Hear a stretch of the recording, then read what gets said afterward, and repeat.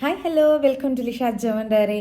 ഇന്ന് എനിക്ക് നൈറ്റ് ഡ്യൂട്ടിയാണ്. അപ്പം നമ്മൾ ഡേ ഡ്യൂട്ടിയിലെ കുറേ വിശേഷങ്ങളൊക്കെ പങ്കുവച്ചിട്ടുണ്ടായിരുന്നു. കുറേ പേര് കണ്ടു, താങ്ക് യു സോ മച്ച്. അപ്പോൾ ഇന്ന് നൈറ്റ് ഡ്യൂട്ടിയിലെ വിശേഷങ്ങൾ എന്തൊക്കെയാണെന്ന് നോക്കാം. സാധാരണ പൊതുവെ എല്ലാവർക്കും ഒരു ധാരണയുണ്ട്, നൈറ്റ് ഡ്യൂട്ടി എന്ന് പറഞ്ഞാൽ എന്ത് പണിയാണ് അവിടെ അല്ലേ, പേഷ്യൻസ് ഒക്കെ ഉറങ്ങുമല്ലേ, നിങ്ങൾക്ക് എന്താ അവിടെ ജോലിയുണ്ട് മാഷേ, ജോലിയുണ്ട്, പറഞ്ഞു തരാം. അപ്പോൾ ഇപ്പം 9:15 കഴിഞ്ഞു.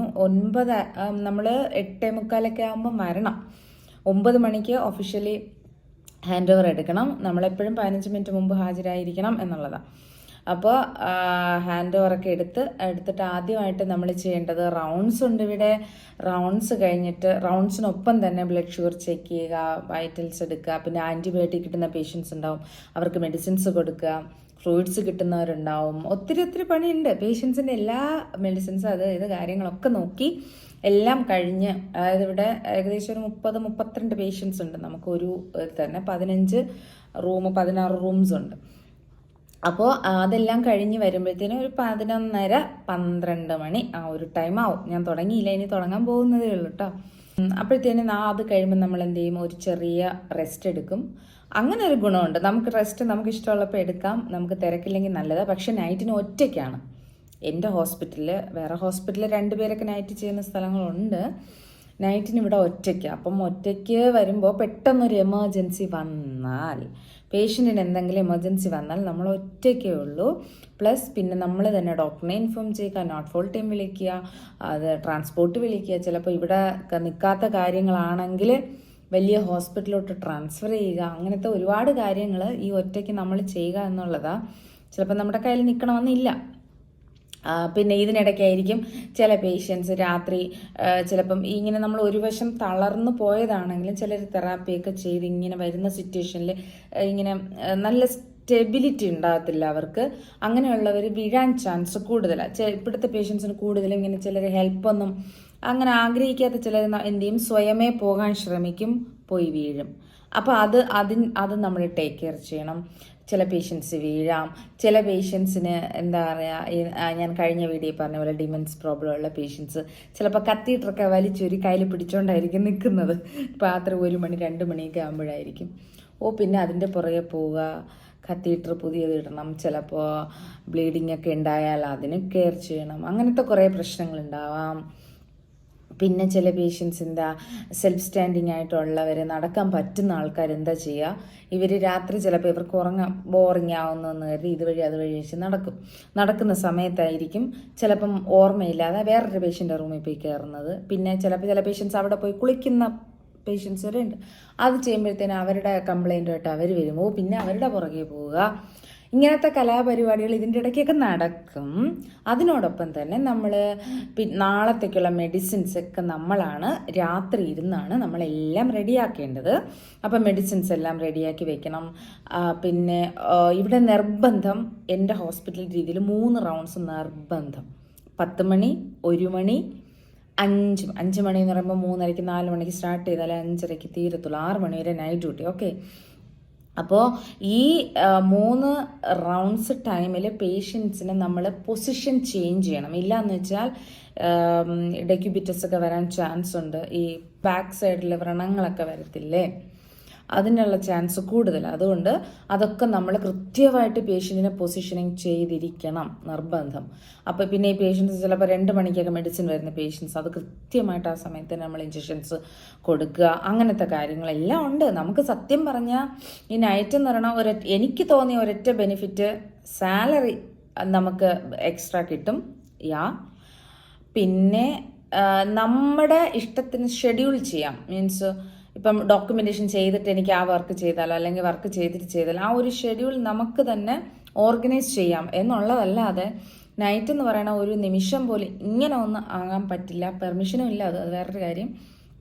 പിന്നെ ഏറ്റവും പ്രധാനപ്പെട്ട കാര്യം ഇവിടെ എല്ലാം ഡോക്യുമെൻറ്റേഷനാണ്. നിങ്ങൾ എന്ത് ചെയ്തില്ല എന്നുള്ളത് രണ്ടാമതേ വരത്തുള്ളൂ കേട്ടോ. നിങ്ങളുടെ ഡോക്യുമെൻറ്റേഷൻ നിങ്ങൾ ചെയ്തോ, അതാണ് ഏറ്റവും വലിയ പ്രധാനം. സോ ഇവിടെ ഡോക്യുമെൻറ്റേഷൻ വളരെ ഇമ്പോർട്ടൻ്റ് ആണ്. ജർമ്മനിയെ സംബന്ധിച്ച് എന്ത് കാര്യമായാലും നമ്മൾ ഡോക്യുമെൻ്റ് ചെയ്തിരിക്കണം. അതിന് ഉദാഹരണം പറയുകയാണെങ്കിൽ എന്താ പറയുക, ഒരു പ്രാവശ്യം ഒരു പേഷ്യൻ്റ് അഡ്മിഷൻ വന്നപ്പോഴത്തേനും ഇവിടുത്തെ അഡ്മിഷൻ വരുന്ന സമയത്തുള്ള ഒരു പ്രത്യേകത എന്ന് വെച്ചാൽ നമ്മൾ ഇവിടെ തന്നെ ഉള്ള സ്പ്രാക് തെറാപ്പി അവർ വന്നിട്ട് പേഷ്യൻറ്റിന് ഭക്ഷണം കഴിക്കാൻ പറ്റുമോ, ചിലപ്പം ഈ സ്ട്രോക്കൊക്കെ വരുന്ന സമയത്ത് അല്ലേ ഭക്ഷണം കഴിക്കാനുള്ള ബുദ്ധിമുട്ടൊക്കെ വരാറുണ്ട്. അപ്പം പേഷ്യൻറ്റിന് ശരിക്കും ഭക്ഷണം ഇങ്ങനെ ശ്ലുക്കൻ ചെയ്യാൻ പറ്റുമോ ഇല്ലയോ അവർ ടെസ്റ്റ് ചെയ്ത് അവർ ഓക്കെ പറഞ്ഞതിന് ശേഷം മാത്രമേ നമ്മളൊരു വെള്ളമെങ്കിലും പേഷ്യൻറ്റിന് കൊടുക്കാവൂ. പക്ഷെ ചില പേഷ്യൻസ് നമ്മളോട് വന്ന് പറയും ഇല്ല ഞാൻ ഇന്നലെ വരെ നോർമൽ ഫുഡ് കഴിച്ചുകൊണ്ടിരുന്നതാണല്ലോ, എനിക്ക് നോർമൽ ഫുഡ് കഴിക്കാമല്ലോ, നിങ്ങൾ തരണമെന്ന് പറയും. പക്ഷെ നമ്മളത് കൊടുക്കാൻ പാടില്ല. അവർ പറയും, പക്ഷേ നമ്മൾ വെയിറ്റ് ചെയ്യണം തെറാപ്പിസ്റ്റ് വന്ന് എല്ലാം ഓക്കെ ആക്കിയതിന് ശേഷം, അല്ല ഡോക്ടർ പോലും കണ്ട് അത് പറഞ്ഞതിന് ശേഷം മാത്രമേ നമ്മൾ സ്റ്റാർട്ട് ചെയ്യുക. പക്ഷേ ഒരു പ്രാവശ്യം ഒരു സ്റ്റാഫ് എന്ത് ചെയ്തു എന്ന് വെച്ചാൽ പേഷ്യൻ്റ് ഇങ്ങനെ ചോദിച്ചപ്പോഴത്തേന് സ്റ്റാഫ് പറഞ്ഞില്ല, ഡോക്ടർ വന്ന് ഡോക്ടർ പറഞ്ഞതിന് ശേഷം നിങ്ങൾക്ക് തരാം, കുറച്ച് സമയം കൂടെ ഒന്ന് വെയിറ്റ് ചെയ്യൂ പ്ലീസ് എന്ന് പറഞ്ഞു. എന്നിട്ട് ഈ സ്റ്റാഫ് എന്ത് ചെയ്തു, അത് ഡോക്യുമെൻ്റ് ചെയ്യാൻ വിട്ടുപോയി. ഓക്കെ, നമ്മളൊരു പേഷ്യനോട് എന്ത് സംസാരിക്കുന്നു എന്നുള്ളത് പോലെ നമ്മൾ ഡോക്യുമെൻറ്റേഷൻ ചെയ്യണം. അത് അത്രയും ഇമ്പോർട്ടൻ്റ് ആണെന്ന് ഇതിൽ നിന്ന് മനസ്സിലാവും. എന്നിട്ട് ഈ പേഷ്യൻ്റ് എന്ത് ചെയ്തു, പേഷ്യൻ്റ് ഞാൻ ഇന്നലെ വരെ കഴിച്ചതല്ലേ എന്ന് വിചാരിച്ച് പേഷ്യൻ്റ് സ്വന്തമായിട്ട് കഴിച്ചു. പേഷ്യൻറ്റിന് സ്വാളോ ചെയ്യാൻ പറ്റാതെ ശ്വാസകോശം തടസ്സങ്ങളൊക്കെ വന്ന് കുറേ ഫെർഷുക്കം ചെയ്ത് കുറേ പ്രോബ്ലമായി. പേഷ്യൻ്റ് സത്യം പറഞ്ഞാൽ ഡെത്തായി. അതാണ് സത്യം. അത് മൂലമുണ്ടായ പ്രശ്നങ്ങളെന്ന് വെച്ചാൽ അവർക്ക് 3 വർഷത്തേക്ക്, പക്ഷേ അവരെന്താ പറഞ്ഞത്, ആ പേഷ്യൻറ്റിനെ അറ്റൻഡ് ചെയ്ത സ്റ്റാഫിൻ്റെ കുറ്റമാണ്. സ്റ്റാഫ് എന്തുകൊണ്ട് പേഷ്യൻറ്റിനെ ഇൻഫോം ചെയ്തില്ല? അപ്പോൾ സ്റ്റാഫ് പറഞ്ഞില്ല, ഞാൻ ഇൻഫോം ചെയ്തിട്ടുണ്ടായിരുന്നു, പക്ഷേ എങ്ങനെ ആര് വിശ്വസിക്കും, ഡോക്യുമെൻറ്റേഷൻ ചെയ്തിട്ടുണ്ടായിരുന്നില്ല. പിന്നെ ഡോക്യുമെൻറ്റേഷൻ ചെയ്യാൻ പറ്റില്ല കേട്ടോ, ചെയ്യാം, പക്ഷെ അത് അവർ കണക്കിലെടുക്കത്തില്ല. എന്നാൽ അവൾക്ക് ആ സമയത്ത് പേഷ്യൻറ്റിന് അഡ്മിഷൻ വന്ന സമയത്ത് ഡോക്യുമെൻറ്റേഷൻ ചെയ്യാമായിരുന്നു.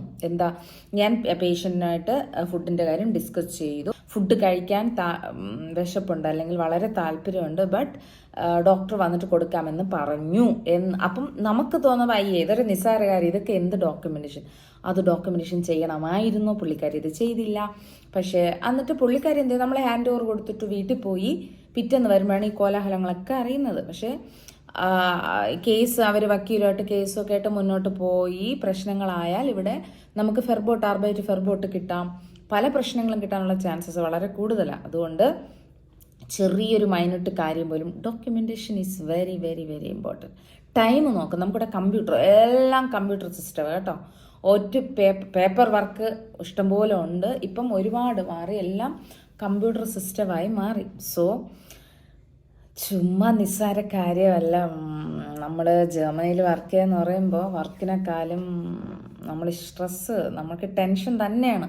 കുഞ്ഞു കാര്യം പോലെ എന്തുകൊണ്ടാണ് ഇത്ര ധൈര്യമായിട്ട് അവർ ബൈസ്റ്റാൻഡർ ഇല്ലാതെ ഇവിടെ പേഷ്യൻസ് ഇരിക്കുന്നത്? നമ്മുടെ മാത്രം വിശ്വസിച്ചിട്ടാണ്. നമ്മുടെ ഭാഗത്തുനിന്ന് ഒരു തെറ്റ് ഉണ്ടാകാൻ പാടില്ല.